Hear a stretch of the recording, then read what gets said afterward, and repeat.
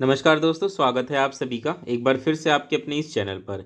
इस वीडियो में दोस्तों आज मैं आपके साथ एक बहुत ही महत्वपूर्ण कंसेप्ट डिस्कस करने जा रहा हूं जो कि जीन पियाजे द्वारा दिया गया है। इसका नाम है बच्चों में स्थगित अनुकरण। अब ये क्या होता है इसको समझने से पहले मैं एक बार बता दूं कि ये कंसेप्ट इतना इम्पोर्टेंट क्यों है। देखिए, इससे पहले जो भी हाल ही में एक एग्ज़ाम हुआ था सीटेट दिसंबर 2024 का, उसमें इससे संबंधित एक सवाल आया था। इस सवाल को ध्यान से पढ़िए, फिर मैं कंसेप्ट आपको समझाता हूँ। सवाल था कि पियाजे के संज्ञानात्मक विकास के सिद्धांत के संवेदी चालक अवस्था के दो महत्वपूर्ण विकास मील के पत्थर हैं। अब वो कौन से दो महत्वपूर्ण विकास थे जो कि संवेदी चालक अवस्था के हैं, वो बताने हैं। तो संवेदी चालक अवस्था आपको पता होगा, 0 से जो 2 वर्ष की अवस्था होती है उसको कहते हैं। अब प्रतिवर्ती चिंतन और परिकल्पित निगमनात्मक तर्क। परिवर्तित चिंतन जिसमें कि बच्चा उल्टा करके सोच पाता है, रिवर्स करके सोच पाता है।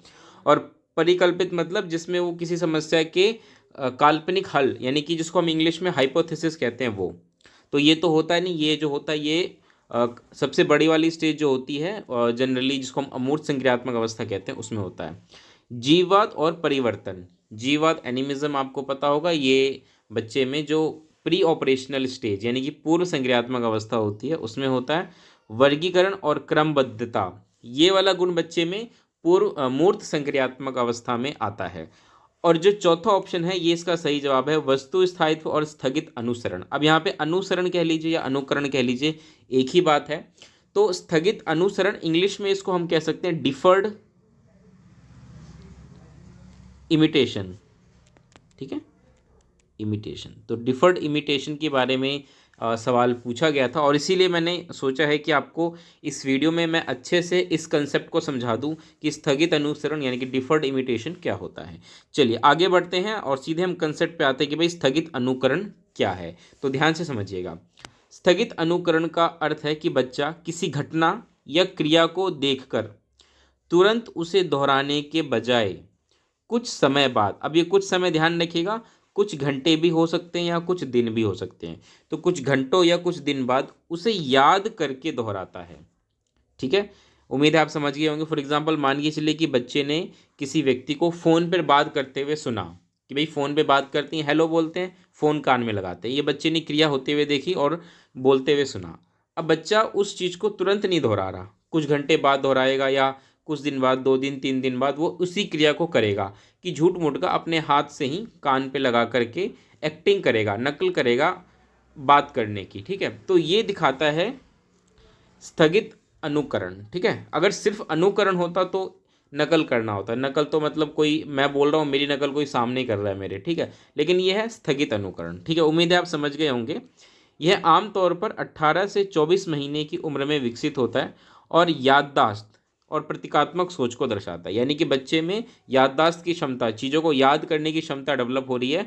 स्थगित अनुकरण ये दर्शाता है साफ साफ। साथ के साथ प्रतीकात्मक सोच, प्रतीकात्मक सोच भी यही होता है कि हम किसी चीज़ को याद करके किसी और रूप में उसको दिखा रहे हैं। फॉर एग्जाम्पल जैसे आपने देखा होगा ना, छोटे बच्चे माचिस की डिब्बियों को, माचिस की छोटी छोटी डिब्बियों को मिला करके रेलगाड़ी बना देते हैं। तो बच्चे माचिस की डिब्बियों को रेलगाड़ी समझ रहे हैं, ये एक प्रतीकात्मक सोच है। और प्रतीकात्मक सोच तभी आती है जब बच्चे के दिमाग में पहले से बात है कि रेलगाड़ी कैसी होती है।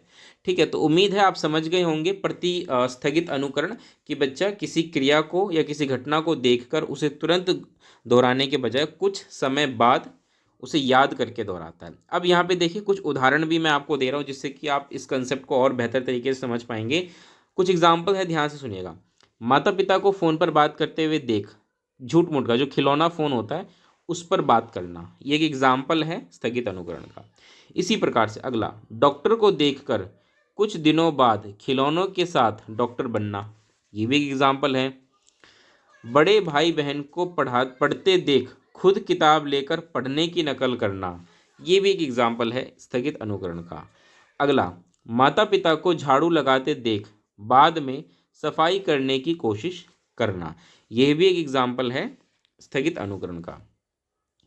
खिलौनों पर गुस्सा करते हुए वयस्कों के गुस्से की नकल करना, यह भी एक एग्जाम्पल है स्थगित अनुकरण का। चलिए आगे बढ़ते हैं। अब इसका क्या महत्व है स्थगित अनुकरण का बच्चे के विकास में, तो ध्यान से सुनिएगा। सबसे पहली चीज़ तो ये याददाश्त और प्रतीकात्मक सोच के विकास को दर्शाता है कि बच्चे की एक तो मेमोरी पावर अच्छी है, दूसरा सिंबॉलिक थॉट बच्चे में यानी कि प्रतीकात्मक सोच बच्चे में विकसित हो रहा है। अगला, बीती घटनाओं को याद करने और समझने की क्षमता को दिखाता है ये बात। सामाजिक और सांस्कृतिक व्यवहार सीखने में सहायक है, बिल्कुल सही बात है। जब बच्चे स्थगित अनुकरण करेंगे तो एक तरीके से वो सामाजिक व्यवहार को भी समझ रहे हैं ना कि भाई किससे कैसे बात करना है, ये सारी चीज़ें। अगला, नए व्यवहारों को समझने और अभ्यास करने में भी मदद करता है स्थगित अनुकरण। तो उम्मीद है आप समझ पाए होंगे स्थगित अनुकरण। छोटा सा वैसे कहने के लिए टॉपिक है, लेकिन इसके पीछे का अगर आप देखें तो काफ़ी कुछ है इसके पीछे चीज़ें। उम्मीद है मैंने आपको चीज़ें समझा दी होंगी और आपको समझ भी आई होंगी। वीडियो कैसी लगी बताइएगा, लाइक करिएगा, शेयर करिएगा। पहली बार वीडियो देख रहे हैं तो चैनल को सब्सक्राइब करना मत भूलिएगा। मिलेंगे अगली वीडियो में दोस्तों, तब तक के लिए नमस्कार, धन्यवाद।